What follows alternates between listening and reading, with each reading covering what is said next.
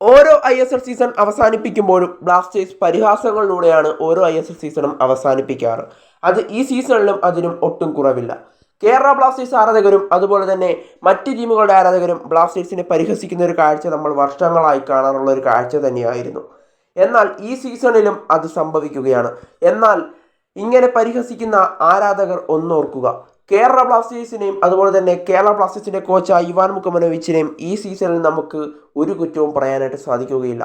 കാരണം ബ്ലാസ്റ്റേഴ്സിന്റെ പ്രധാന താരങ്ങളായ 19 താരങ്ങളോളമാണ് ഈ സീസണിൽ പരിക്കുപറ്റി പുറത്തു പോയത്. ആദ്യം ISL ഈ സീസൺ തുടങ്ങിയ സമയത്ത് കേരള ബ്ലാസ്റ്റേഴ്സ് മികച്ച പ്രകടനത്തിലൂടെ ജനുവരി മാസമായപ്പോഴേക്കും 1-ാം സ്ഥാനത്ത് നിലനിന്നിരുന്നു. എന്നാൽ അതിനുശേഷം ബ്ലാസ്റ്റേഴ്സ് താരങ്ങൾക്കുണ്ടായ പരിക്കായിരുന്നു ബ്ലാസ്റ്റേഴ്സിന് തിരിച്ചടിയായത്.